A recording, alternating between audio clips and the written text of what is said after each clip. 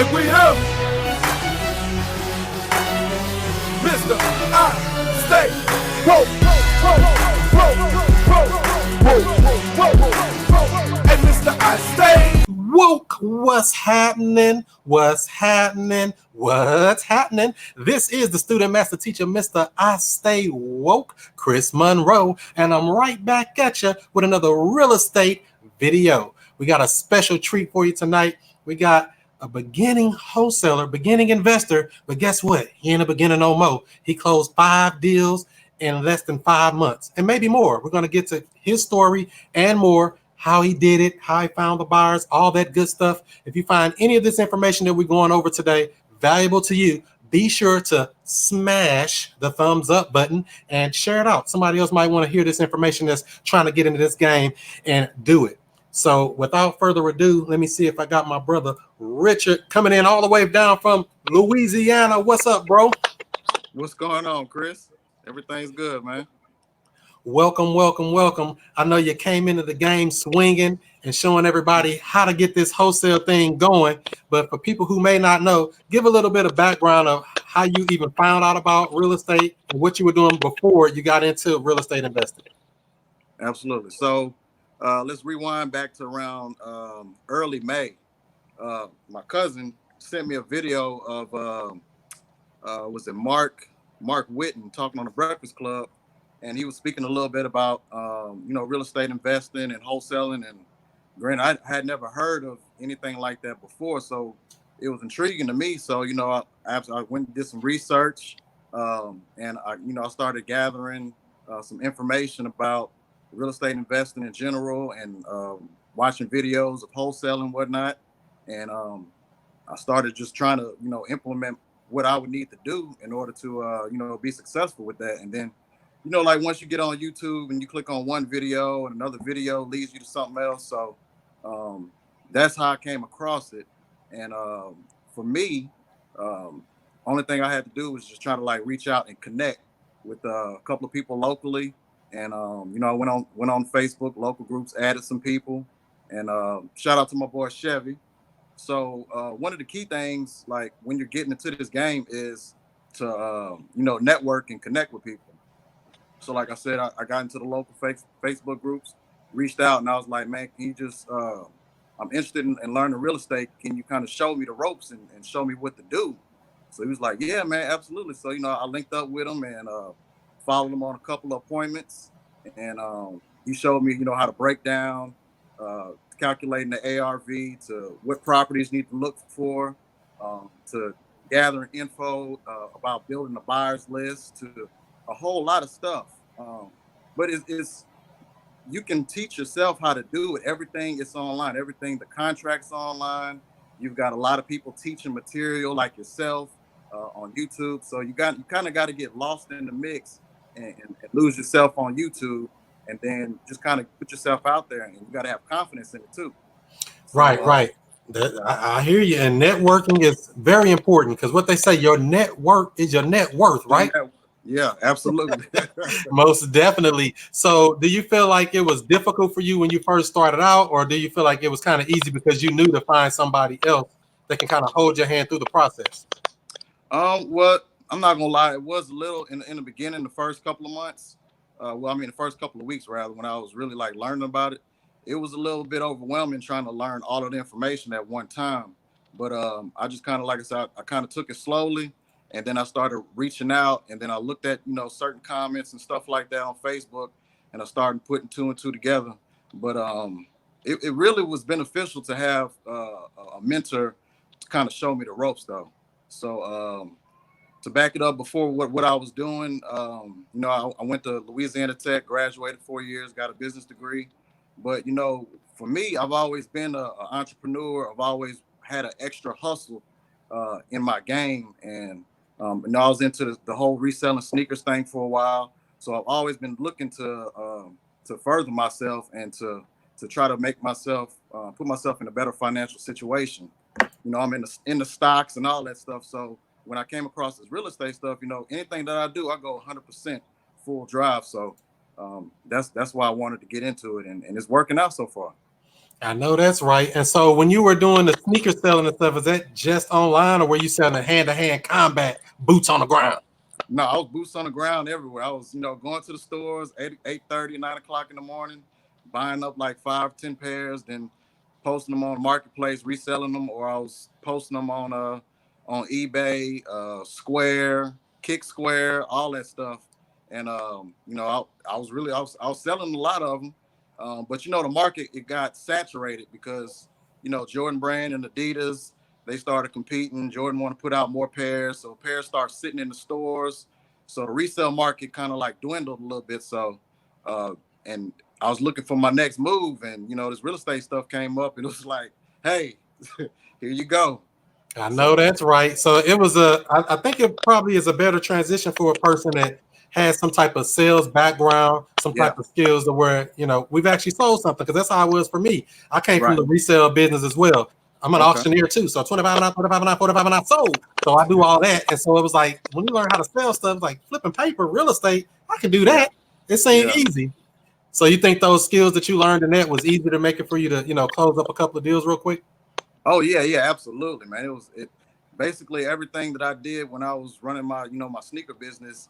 It helped me basically have that confidence to be able to talk to people, for one, online and in person, and everything that I did, with my sneaker business online, I implemented with running my real estate business. And then when I did my sneaker thing, I only got like I didn't register for LLC. I just registered for a trade name. So when I Mm. did when I did the real estate thing this time, I tried to do everything the correct way, and I had a couple of missteps, with taxes and stuff, with running my online sneaker thing. So I wanted to make sure everything was done correctly this time. So I did my homework. I bought a couple of books, the wholesale book. Um, been going to seminars left and right, just trying to fill my brain with so much knowledge so I can, possibly help somebody that's trying to come on and somebody that doesn't have a clue as to what wholesaling is. All right. So when did you actually start and what market are you in? So I started, let's see, about the second week of May. Um, yeah, because the first week I was just doing a lot of research, and I had reached out to my boy Chevy about the second week, and I'm in here in Bossier City, Louisiana, but we got a sister city that's right next to us, so it's Bossier Shreveport. A lot of my buyers like the Bossier area as opposed to Shreveport. It's a little bit more upscale. It's better living conditions, but there's still a good market in in Bossier Shreveport. I got Houghton, I got Minden, Monroe. So that's where I'm at. Monroe. Yeah, Monroe. Monroe. And then I got shout out to my cousin. I got my cousin. He's in New Orleans, so I got some boots on the ground in New Orleans. Shout out to my cousin Adonis and Amon. He's in Dallas. So I'm trying to expand to where I have people on the ground in different areas, so I can get them to where I'm at, so they know how to do it, and then they can put their friends on. So just trying to expand a little bit, but I'm all over Louisiana for right now. Makes sense. Makes sense. You got to spread that network, spread the love. We got a couple people checking in over here. Let's see who we got here. Washington, D.C. checking in. Chris Birch, what's up, bro? Who else we got here? Let's see here. My guy, super proud kid, the real Chevy. I see you. That's somebody you know. Yeah, that's my boy Chevy. What up, Chevy? Chevy say checking in. That's right. Cool, cool. If anybody have any questions while we're going through this talk here, put it in the comments. We'll try to get to it with a Q&A before we get up out of here. So you say you started in about the second week of May. And how many deals Right. have you closed so far? So far I've closed 5 deals. So you telling me It you was just started, let's see, May, June, July, August, this is September, less than right, 5 months, you done closed 5 deals. right. And Yeah, people five saying it deals. can't be done. Yeah, and I was one of the main doubters myself, because I was like, man, how does somebody do this? I'd see people post their checks and post their stories and stuff in Facebook groups, and I was like, I made up my mind like that was gonna be me. So I set my mind to it, and I did what I needed to do to put in motion everything that's transpired so far. All right, so let me ask you this. So when you first got started or how you're operating now, what are you doing to find and attract motivated sellers? So what I like to do is what they call driving for dollars, and they have a nice app that basically lets you pull the owner's info, um, and it's a data research point, and you can see who the owner is, and from there I'll skip trace the owner's info, and I'll get in contact with the owner and see if they're interested in selling. But I like to drive around certain areas, what they call the hot zip codes, and I'm looking for abandoned houses, distressed properties, high grass, uh, uh, code violations on the windows, no curtains, stuff like that. Those are key indicators that somebody's not living there, or it may be a property owner that's just not doing anything with the property. So I'll pull up, I'll go take a look inside, and I'll pull out my little deal machine app, pull up the owner's info, skip trace, and I'll just call them right there on the spot. I'll send them a postcard as well, because if they don't answer or if the number's not good, they'll still get a postcard. Right. So you double touching them. You touch them with Right. some mail, and then you touch them with, let me see, I might have one over here. One of these little cards, a Yeah. little deal machine card. Right.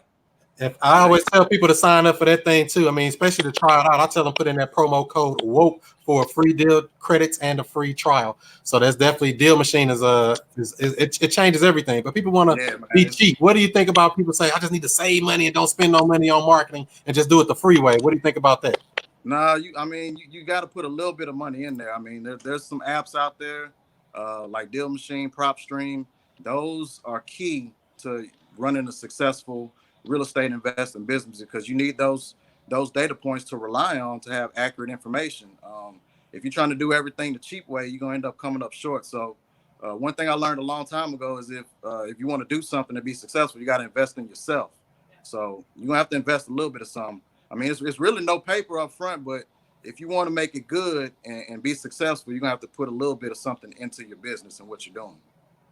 I know that's right. And so when you say you were looking for, so your main way of gathering and getting new sellers is the driving for dollars. Do you put out signs or anything like that too, or are you only doing the driving for dollars mostly?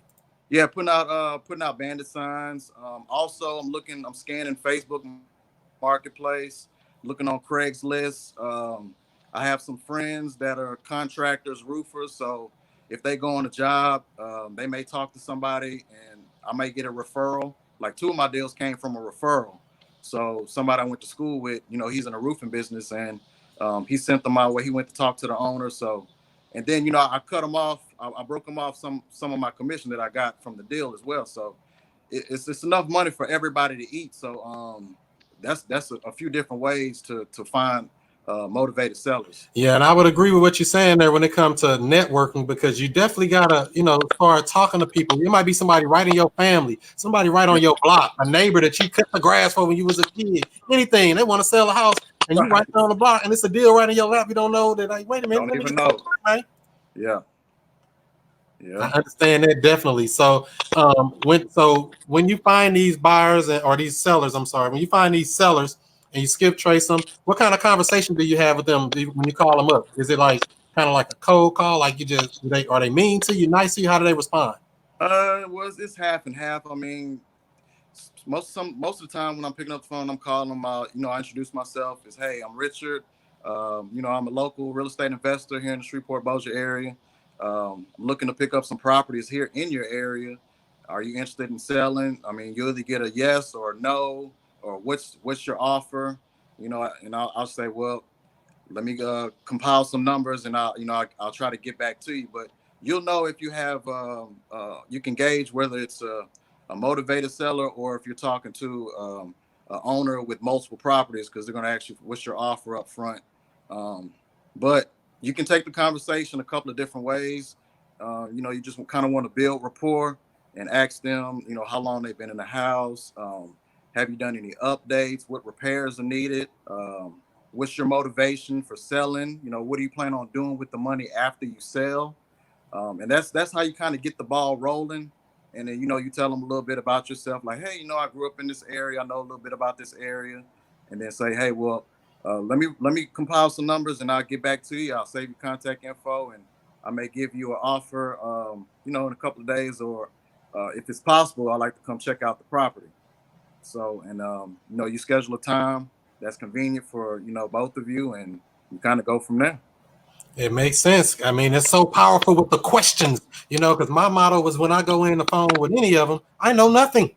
I know nothing. I just know Right. to ask good questions, let them tell me what their situation is, and see if I can solve that problem and ease that pain and soothe it for them. Yeah. That's the best way, ain't it? Yeah, yeah.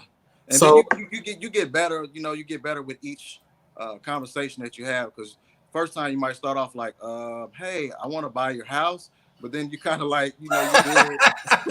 you got to sound confident, though. Yeah, Hey, you're like, I not a think realtor or anything, but I just want to buy your house. But I want to buy your house. They ain't gonna respond to that. You got to sound like you know what no, you're talking about. right. You got to be confident, and that's why I say that's why a mentor is so important, because they're gonna let you know things to say and things not to say, and when it's a deal and when it's not a deal, when to walk away. Those are all things that are key, to this game. I know that's right. So the deals you're doing, when you get a person on the phone to say they want to sell, do you go out to the house or do you lock it up over the phone? How are you doing that? You doing any virtual wholesaling? Well, I usually try to set up a time frame to go check out the house. I have a couple of contractors that I'm good friends with, and I'll bring somebody out there for me and get a repair estimate before I shoot it out to my buyers or anything like that. I like to go check the house out for myself. Now, I did have a couple of deals with my cousin who's in New Orleans, and that would be, I guess you consider virtual, because since he's there, he sent me the info on the property that he found on his route.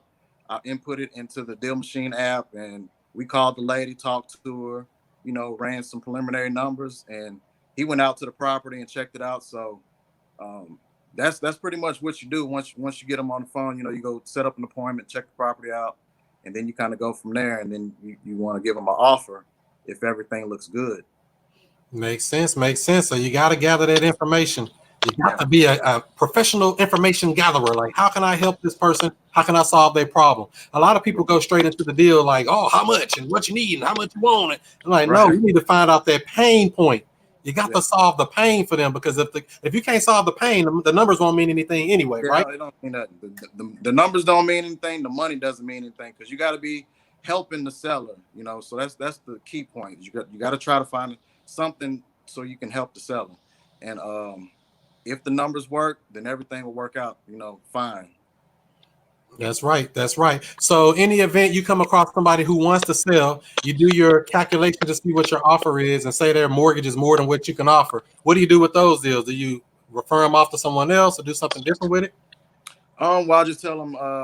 Usually I'll tell them like, well, uh, unfortunately, we can't do anything with this property, but I may have somebody that can help you out. And I do have a couple of realtor friends, so I'll send them any dead leads that I can't do anything with, and maybe they can do something with them. But it helps because having that relationship with a realtor. Let's say if I'm trying to find comparable sales on a house and I can't find it myself on PropStream, they got better access in the MLS, so they can pull it straight out of the MLS and give me a comparable sale on that property at no cost or no expense to them. But it's just having that relationship where like, hey, can you help me out with this? Or they'll be like, hey, do you have any leads, or do you have any flips or any rentals you're looking at that you want to unload? So that's the key thing too. Like building a good relationship with realtors too.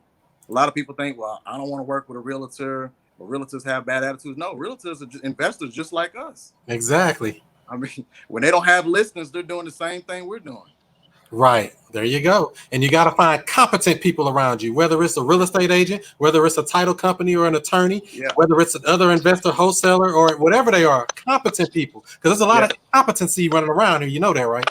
yeah. A lot of incompetency, a lot of daisy chainers, a lot of people posting false information, not calculating the ARV correctly. So, and I know, as you know, I've had conversations with some buyers, and that's kind of one of the things that they don't like is people coming into the game not really knowing exactly how to successfully gather the right intel to give to them.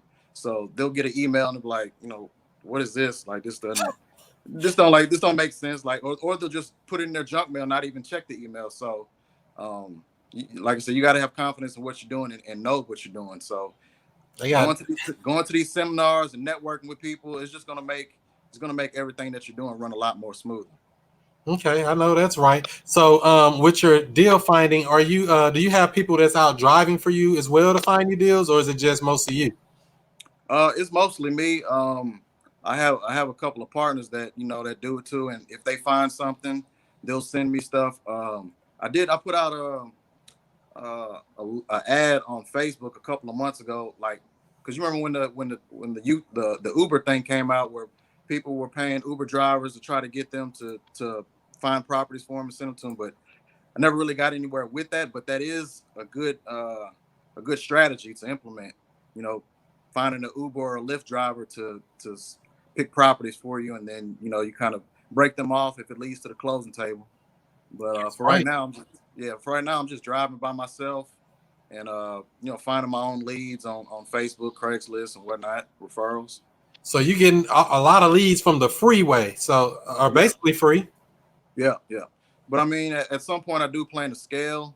I'm not gonna give too much information on that, but I do have a couple of things in the works to where it's going to be an automated process for me because I do work full time, but the way my schedule is set up, I work two, then I'm off two, then I work two, I'm off three. So I got a flexible schedule, but for the days that I am at work, I want to have a system in place that can generate leads, that can make calls, that can set appointments for me, and run numbers and maybe even send over a contract. But that's something that I'm working on. So Yeah, that makes sense. You got to have a plan of execution. What are you going to do next? What is the next step we're going to do in this deal? So it makes all the sense. So, you said you don't want to mention what you're going to do too much. Don't tell me you're coming into the St. Louis market. I might. I'm just messing with you. But everybody that's watching, make sure you give this video a thumbs up. And if you have any questions, post them in the comments there, and we'll see if we can get to them before we go. As far as finding cash buyers, what are you doing to actually find cash buyers once you get a deal under contract? So that again comes down to networking, and knowing if you do have a good deal, the buyers are going to come out. It'll be as if you stepped on an ant pile. If the numbers are good, it's a good house, and everything works for the buyer, whether it's going to be a rental property or whether it's going to be a fix and flip. You can post a ghost ad on Craigslist. You can post the house. I mean, not the house, but you can post the details on Marketplace. And I've been using MailChimp a little bit too. So, I mean, it sends multiple emails at one time. You just shoot the details in there and you can shoot about 100 emails at once. And, you can see, engage when they're opening it. So that's been successful for me, posting my leads on Craigslist, Marketplace, and just telling, a couple of realtors, referrals and stuff like that. Makes sense. Makes sense. You got to definitely let people know, because if they don't know you, they can't flow you. Most Nah, definitely. nah. So that's so you find the cash buyers. Now you say you send them out on Craigslist and stuff. Are you sending out the address, or what kind of post are you putting up when you put it online to put it on like Craigslist, Facebook, and Marketplace and things like that? Oh well, I'll post the address, especially if I got in a contract. I do my contracts for 30 days to give room for an inspection period, and I'll put the details of the property, the repairs, estimated repairs needed, my asking price, which includes my assignment fee, and the bed, bathroom count, pretty much everything that the details covering the property, and from there, if they have any questions, I'll leave my email and phone number, and they'll reach out to me to either schedule an appointment or they'll just call me to pick my brain about the property and ask about anything else that they need to know. Also, another thing, like when you're talking to sellers, like in the beginning stages, you kind of want to see if they'll disclose anything about the property that you need to know before you get the ball rolling. Mm. Which which once you bring it to the title company, if they have anything out there, it's going to come back. But to save you time, once you build that rapport with the seller, you kind of want to ask them, is there anything else that I need to know about the property that could help you, along the way before you get too deep into a deal. Yeah, most definitely. You gotta go ahead and ask good questions. That's why I say I ask about 50 questions. If I didn't Yeah, ask 50 questions, I didn't ask enough. right. Like straight up. I want to know everything. What's your mama maiden name? I want to know it all, baby. So that's how I try to do it. Get all that information so I can make a fair and intelligent offer that makes sense to make sure that it's a win-win situation. We do want to definitely help people out, but You know, we don't want to just be out there swimming with the fishes, not knowing what's going on. Right, absolutely. Right. So, can you tell me a time when you were working on a deal and it didn't go as planned, like it fell through, a buyer flaked out, title work was bad, something like that? Right. So actually this was the second deal that we closed while I JV with my boy Chevy on this deal. But it took about 2 months to get to the closing table. And at one point I was like, man, I want to go ahead and get the deposit back for that because it didn't seem like it was going anywhere. So the title had some issues. And this is, like I said, the seller didn't disclose that to us at first. We were under the assumption that everything was clean, everything was going to come back. We had a whole lot of buyers in place, ready for the property.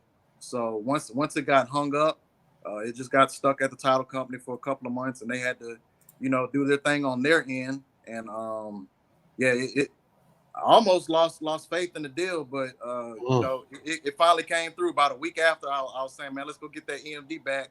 He was like, nah, man, sit tight, it's gonna be straight. So it finally came through. But that's another thing in this game. You got to have patience. That's key. Your follow-up game has to be key. And like I said, you got to do your due diligence, which is, trying to find out if anything else is going on with the property before it gets to the title company. So they clean everything up, though. So if you got a good title company, man, they'll clean everything up, and they'll keep you abreast of what's going on. And man, we work with some good people at this title company. I love them to death, man. So you got some killer title company closers down there. They closing deals, locking them down. Like, dang, I'm locking them down. They closing them down. Yeah. And that's what you got to have them do. You got to have a good team. And that makes total sense. Let's see what we got here. I think we got some questions over here. Let's see here. This is your big brother, Tyrone, contractor for hire. You already know. They're trying to get some stuff over here. Let's see here. Let's see here. Your mama maiden name. What? What is this? They say anything on the internet. You never know. So that was one of the times that it was a struggle for you for dealing with that. So what kind of tips or advice would you give somebody that's just starting out, haven't closed their first deal, that's thinking that this stuff can't work? What would you say to somebody like that?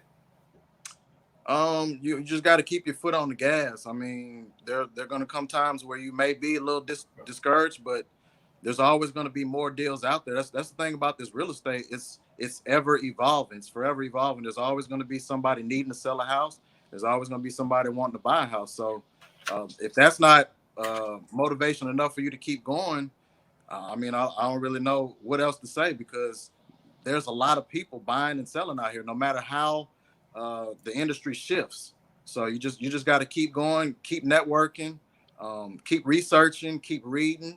Like I'm reading this thing now on buying notes and stuff. So I mean, you got to keep filling your brain with knowledge about this real estate game, man. Keep going, because the deals are going to come. Like Max said, it's just one deal away. And then once you get one, you're going to want another one, and you're going to want 2, 3. So, and another thing I want to show you, Chris, like, and this helps me. My boy Chevy kind of, taught me this a little bit. Like, build yourself a little board to kind of show,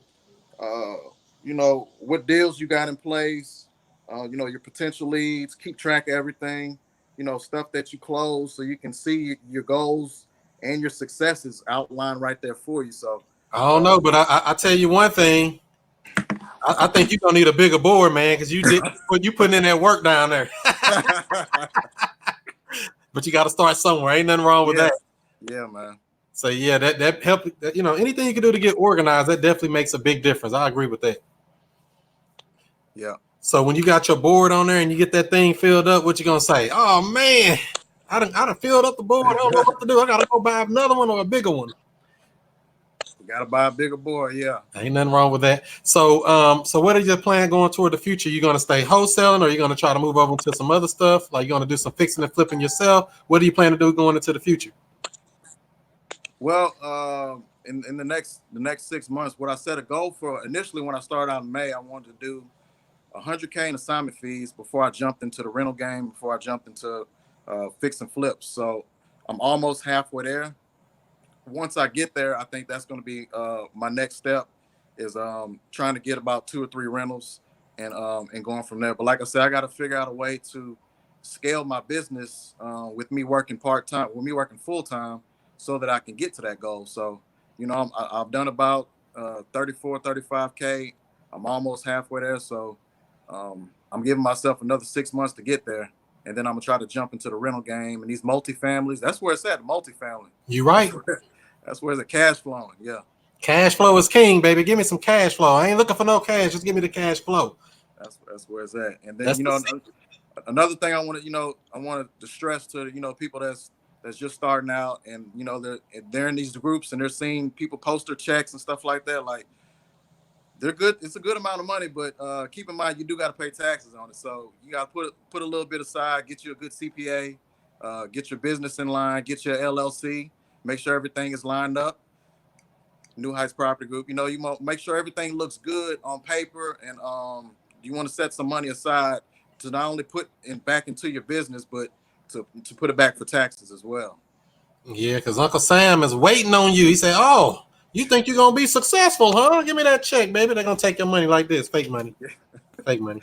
They're gonna be waiting on it. They want they cut. You said you made some money. You heard Bernie Sanders said he want to tax all the billionaires. So Yeah, man, they trying to get rid of all the billionaires. Come on, dude. I know that's right. That's right. Let's see here. Somebody said, "What book is that?" Terrell Darden said, "What book was that?" You just had a book up, I guess. Yeah, I don't know if he's referring to this one. How to buy real estate for 40% off. Yeah, who is that Carson. By? This by Scott Carson. He's a local guy here out of Bossier, but he travels all around the nation. He got a YouTube channel, right? Yeah, yes. Matter of fact, he does have a YouTube channel. Yeah. Okay. His thing is flipping notes. Yeah, I was watching his videos. I woke up to it one day. I watched about 40 videos of his. Yeah. And this other one, this is you can get this one off Amazon if you can wholesale. After this, I've got nothing for you. It breaks down everything step by step, real informative, and it instructs you how to basically do the whole thing. So in that book, as a matter of fact, I haven't read it, but I think it says something inside of there about find buyers first before you find sellers. Is that the way you do it, or what do you think about that? Or should you be getting sellers first? Well, it's easier for me because I thought about it that way, but it's easier for me now to find deals because I already have buyers in place. But when you're first starting out, I would say just find deals first because the buyers are going to come. That's right. You find a deal no matter where you post the deal at or who you tell the deal about, you're going to have buyers like flock to you because it's a good deal. And it's a numbers game. So, I mean, everybody wants it if it's a good deal. I agree with that. A deal is a deal is a deal, no matter how you want to pay that bill. Right. So everybody like, oh, I gotta go find buyers. I'm like, buyers everywhere, man. Bring a deal. Yeah, everywhere. Bring a good deal. Everybody buyer. You a buyer. If I bring your house for $1, I bet you come up with $1 for it. Right. Now everybody buying. Say the number got to be nice and low though. That's the trick to this whole thing. Yeah. Up low. So that's cool. That's cool. Anything else you want to share with the people before I let you go? Man, I'll just say, man, like, if you're looking for something to get into, something that's going to change your financial situation, I definitely recommend real estate investing, man. It's changed my life tenfold, in just a short amount of time. And I'm excited about the future and connecting with some people that I'm already working with. And the sky's the limit with it, really. The sky's the limit. If you want to retire yourself at an early age, this is it, man. This is really it. I agree. The only thing I'm wondering is why wasn't I doing this 10 years ago? Right. Like, man, I've been asleep, but I mean, you got to be ready for this stuff because this is important stuff. And a lot of people don't realize you're actually affecting people's lives, dealing with closures, dealing with people that's going through problems, divorce, bankruptcy, all type of issues. And people say, well, up market and the down market, there's always going to be a market. People going to die every day. Right. People going to go to jail. People going to have problems. People going to get divorced. So it's always going to be somebody buying and selling. You just make sure you're on the right side of that equation every time there is. Would you agree? Yeah, absolutely. Like I was going to say, I was going to share this little story. Like for one of my deals, I had like a $20,000 assignment on. Well, I ended up getting the property under contract for about $57,000. The owner, she lived in Florida, so her husband passed away. She's still paying a mortgage on this property. She tried to list it last year. She couldn't get anywhere with it. I think she tried to list it for like 80 grand, 85 grand. Couldn't get anywhere. Took it off the market, and I was just driving by one day. Skip traced the number, reached out to her, and I talked to her over the next like 2 or 3 weeks, just checking back with her. And she said she was waiting to hear back from her attorney. And then one day I was just like, well, what's your attorney's number? I'll call him. So she gave me his number. I called him. I talked to him, and then I was able to move forward with the deal. Made her an offer, which was the $57,000 was actually $8,000 less than what she owed on the mortgage. Actually, $9,000. Sorry, $9,000 less than what she owed on the mortgage. And she accepted it. Like I told her I would, we can restructure the deal to where I can offer the full amount of the mortgage. She was like, no, but it was because I had built rapport with her, and she was comfortable that I was going to be able to help her out in this situation. She was like, no, I'll cover the $9 grand. I'll accept your $57,000. So I marketed to my cash buyers in the area. I put it out there for 80. Ending up getting the contract, the buyer for 79. And in this whole process, she had to do succession paperwork, had to get some of her daughters from upstate to sign off on it. So it was about a 2-month ordeal. But after I got it under contract, man, she sent me the $9,000 that she wanted to apply to the mortgage. She sent it to me like 2 weeks after the deal. Like, I had never met this lady, never talked to her, never, other than just texting and talking on the phone, but never seen her. But she sent me $9 grand to my account, and it just sat there for 2 months until we were ready to close the deal. And then I made out the cashier's check for the $9 grand and applied it to the mortgage. But it's just that building rapport with people. And you never know where it can take you, because you're helping somebody that's in need. And I was able to help her. So. Yeah. I definitely understand that. I mean, I just had something similar like that myself. I had a lady, they owed $120,000 on the loan, and they let me get under contract for $95,000. So they're gonna bring $25,000 to close the deal. Now that's crazy. You wouldn't even think somebody would ever do something like that. That's insane. They know it. I'm saying, you sure you want to bring $25,000 to close? I mean, there's another way we can do this where you don't have to do that. No, we're ready and prepared to do it. I said, oh well, I can't tell you no. It's crazy, man. It's crazy. I mean, you don't know what these people will do, so don't assume anything. That's what I would say off of this whole thing here. Don't assume anything with these people, because they might take your offer. They might bring money to the closing. They might let you take over the payments on the house. They might rent it to you. I mean, they can do anything. You don't know what people are thinking. Everybody's mind works different. Unless you ask. You gotta ask, and you gotta be a good listener, build good rapport, and try to raise up the score. Yeah. So there it is. So where can people connect with you if they want to connect with you on social media, things like that? Well, you can reach out to me on my personal page. It's Richard Crayton, or you can hit me at my Facebook page. It's New Heights Property Group. Instagram is the same handle. And that's pretty much where I'm moving at, man. So if anybody knows, if anybody looking to try to sell their house, get at me. So you buying only in Louisiana? Say, give me some Louisiana, right? Well, either Louisiana. I'm trying to venture out to Dallas, where my cousin is at. I know Fort Worth area, it's a little crowded market, but he's always finding stuff. So I'm trying to venture into that market too. There you go. Just connect with Dutch Jackson. He'll hook you up in Dallas. Yeah. So that's how we're going to do it there. Let me see if we had any other questions over here before we get up out of here and do some more woke stuff. Let's see here. Like I said, anybody watching, make sure you hit that thumbs up button and share this video out if you haven't already. Let's see what we got here. Nope, just a bunch of no questions in here, just some comments. Nothing special here. So other than that, if you haven't joined the Woke Real Estate Investors Group, check that out. That's a place where we're talking about all types of creative deals, virtual wholesaling, all this stuff we're talking about here. We talk about it right in that group, and that's where a lot of people actually ask questions and do things like that, so where we can actually know what's going on. Let's see here. That's on the join the free Facebook group. There it is. Bow. Drop it in. Just got to think about it. Bow. Just like that. So we're going to follow you. And more blessings to you, brother. I appreciate your time today. And that's going to do it. All right. Man, thank you for the opportunity to come on here, Chris. I appreciate it, man. All right. Keep in contact with me, bro. Thanks. I'll let you later. All right. Now, like I said, everybody, if you haven't joined that free Facebook group, Woke Real Estate Investors, go ahead and check that out. Also, if you're looking for contracts, cool gear, and coaching or coaching, you need somebody to hold your hand. Like my brother said there, get a mentor, get a coach. I'll help you out a little bit. I don't want to help you too much, just enough to get over the hurdles. If I give you too much, you won't be able to fish for yourself. I'll just teach you how to fish. I don't want to give you the fish. So that's how we're going to do this. And if you have any other questions, comments, or concerns, drop it in the comments. Connect with me on all social media outlets at Chris Monroe STL. That's Snapchat, that's Twitter, that's Instagram, that's Facebook, all of them at Chris Monroe STL. And finally, if you're looking for some cool leads coming in your way, wokesource.com is the website for everything you'll ever need. Post in the comments you got any questions and comments, and I'll catch you on the next time.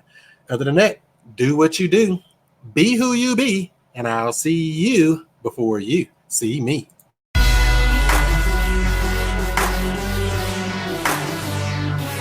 And we have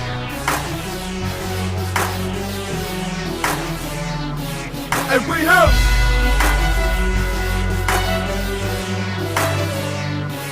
And we have Mr. I Stay Woke.